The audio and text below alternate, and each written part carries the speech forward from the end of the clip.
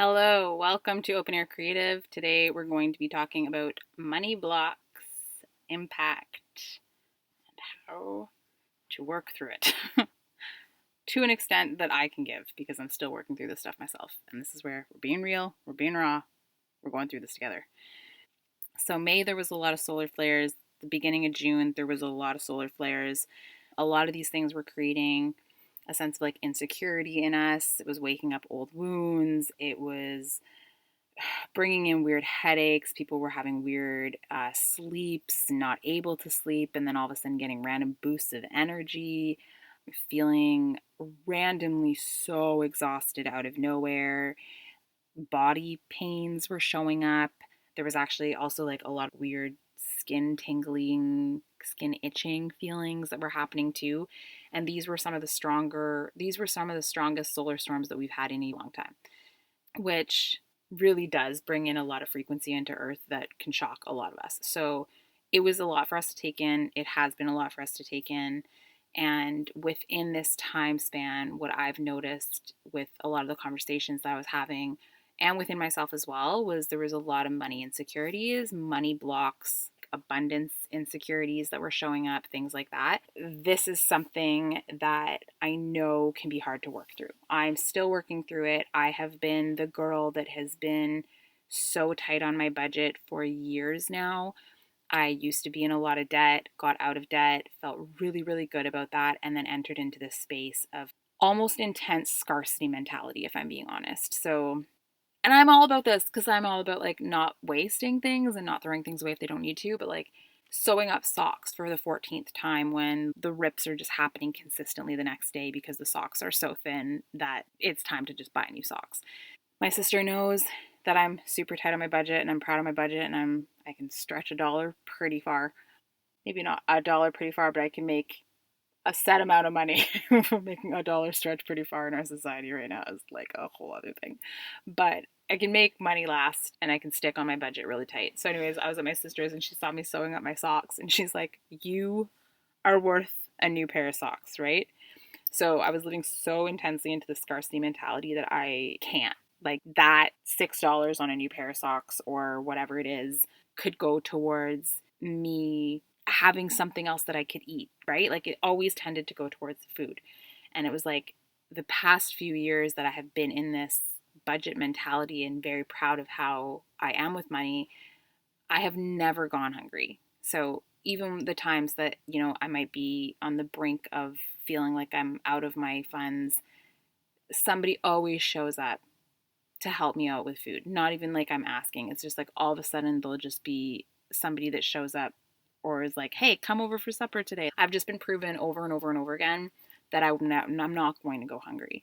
So there is some divine inner workings that's trying to drill it into my head that, darling, you can afford things. I promise you're not going to starve. So almost like entering into this divine trust, but it was really, really hard because my scarcity mentality was so on it. Very, very, very tight. Very proud of that, but at the same time, stops me from experiencing more things in this world because I'm so cautious on every dollar.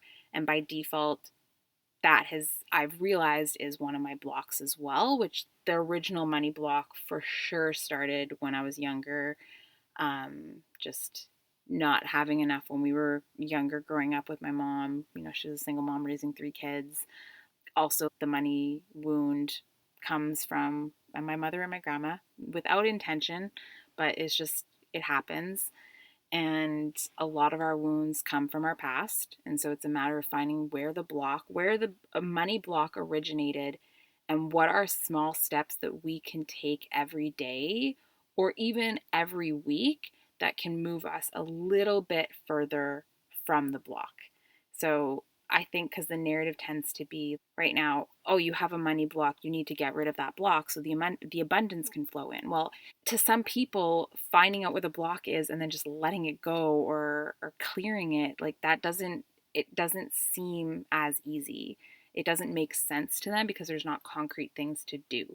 So this is where it's going to be totally different for everybody. But if you go back and you see what's the wound. So if I go back and I see, okay, look, my grandma, really, really tight on money. That's just how they were.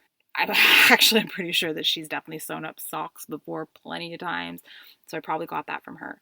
So maybe the one thing that I would be then willing to do this week is, okay, maybe let's go buy a new pair of socks. Whoa, right? Crazy idea. But like, what is one thing that can get you further ahead from where the block was? And then like next week maybe, and it's not about spending a ton of money, it's not about dumping a bunch of money at this isn't about like being careless with your money. It's about having respect for your money at the same time as you're honoring this new state of abundance that's trying to flow in, but the block is actually stopping the abundance. And like when we're talking abundance in this conversation, I'm talking financial abundance, but there is so much more abundance in other ways, and that's also part of the conversation, is noticing the abundance that comes in other ways in your life. So for this, it's like that block's going to show up, the abundance isn't going to be able to get through because the block is there. So even if every day you're knocking it down, you're knocking the wall down a little bit lower, a little bit lower, a little bit lower, eventually it's going to be down and the abundance is going to flow through. And I think that that can just feel a little bit easier on people's nervous systems, because I know for me, I'll have these like, okay, I'm going to let the block go and I'm going to move into this abundant state of mind. And it's like I fully believe that I have it. And then it's almost like my body doesn't know how to step into that abundance, like that large amount of abundance that I'm wanting. It feels so foreign to my body that it almost feels fake. So it's like you're trying to fake the abundance to get through the wall, but the wall is still kind of there. So how can you feel like your authentic self while you're lowering and lowering the walls? You're breaking down the wall with different steps every time, and then you almost get to integrate that a little bit easier. So you're integrating every stage. And then when you then get to the wall being down and the abundance wants to come through, then you're at this state of full blown, I am here to receive this. I'm here to bring more beauty into the world. This is the other point, the next point that I want to make too, is not having your focus be so much on financial stuff, which is tough because if you're trying to bring in abundance, it's almost like your mind wants to go, okay, we're going to focus on this all the time. But the revelations that I've been having is, okay, so the book that I wrote, I'm being super honest. We're just going to talk. I want to be as authentic as possible with you guys. Like, I'm going to share you my stories. This is just where we're at. So the book that I put out, realistically, I mean, I put years of work into this book.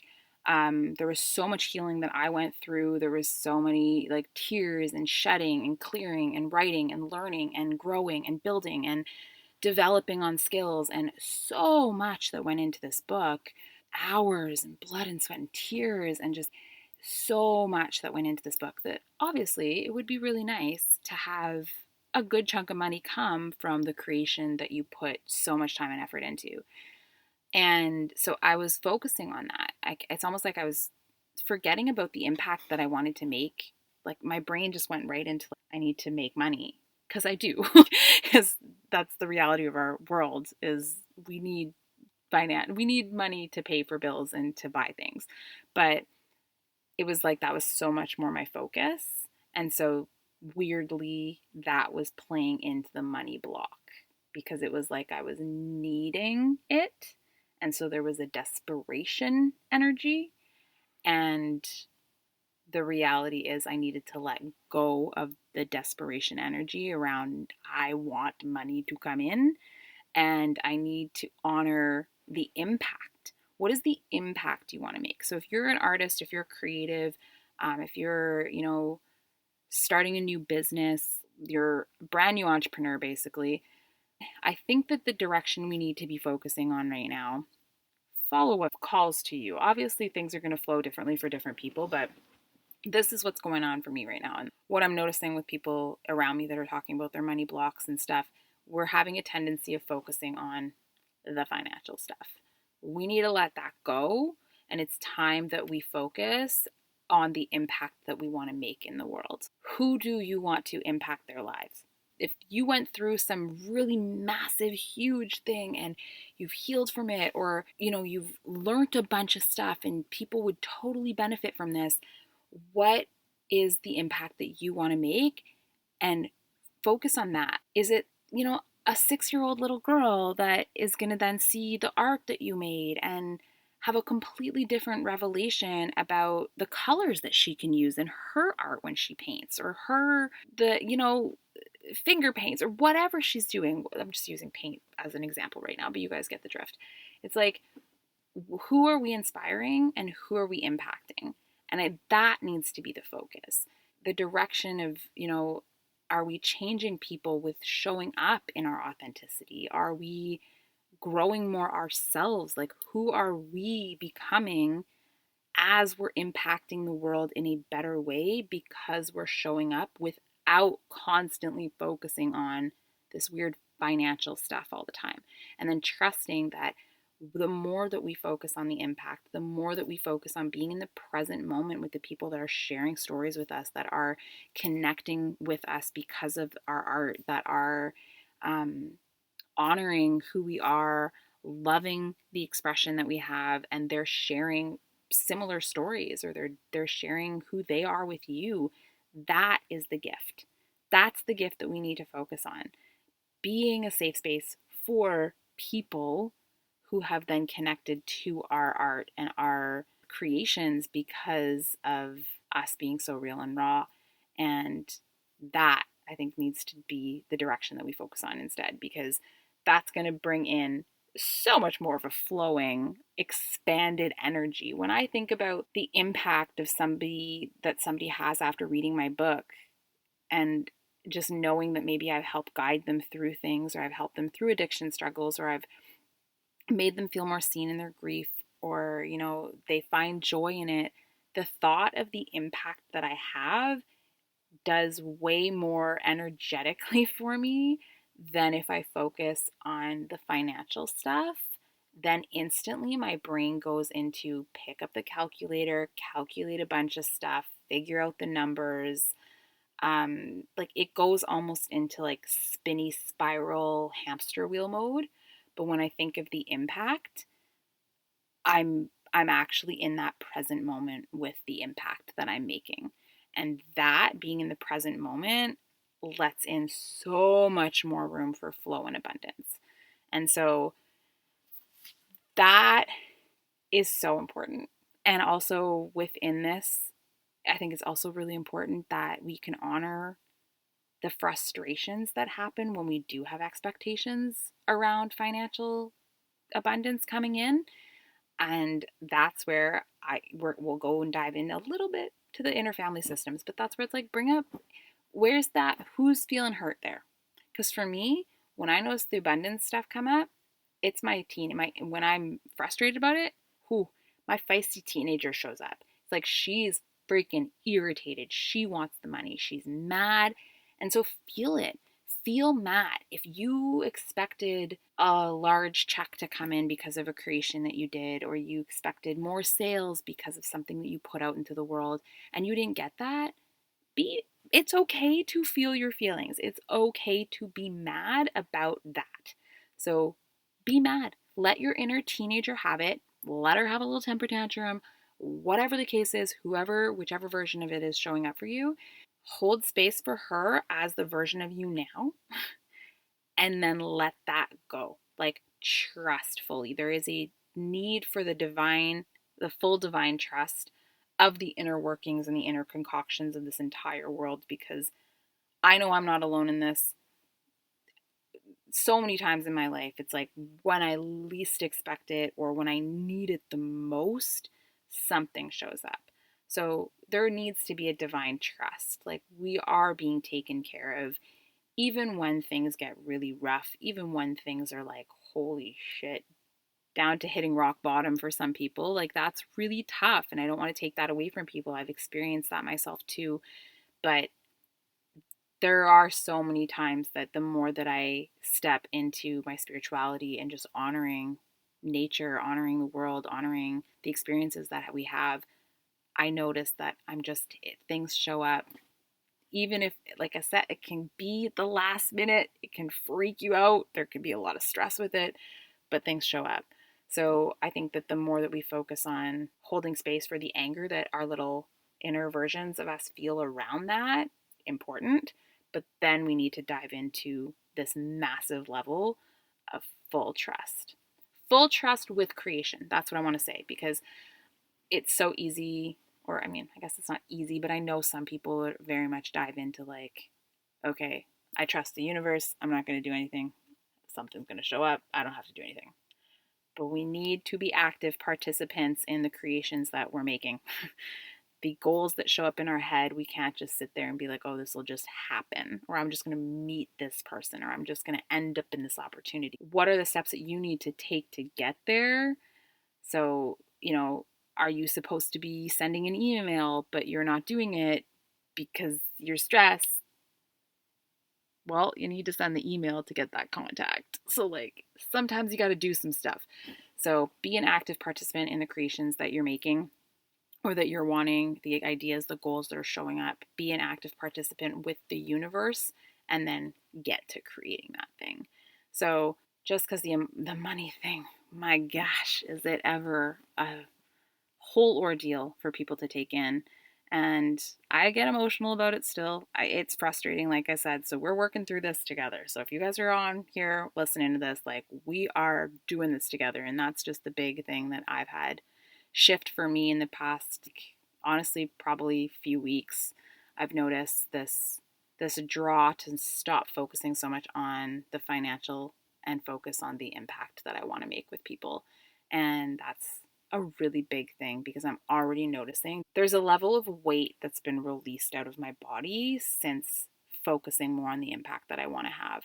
The stress has kind of moved off my shoulders. I feel more in flow. I feel more like it's okay for me to take a break and go for a walk and not have to full force create and be like, oh, I can't take a break until a bunch of this money comes in. Like, no, no, no. We need to be in a state of alignment, and we need to focus on the things that bring us joy and the impact that we want to make. And I think that direction, if we can have, and don't put a time limit on it, just have that be the new state of mind that you have, is the impact that you want to make in the world. Focus on the impact and the people that you want to inspire.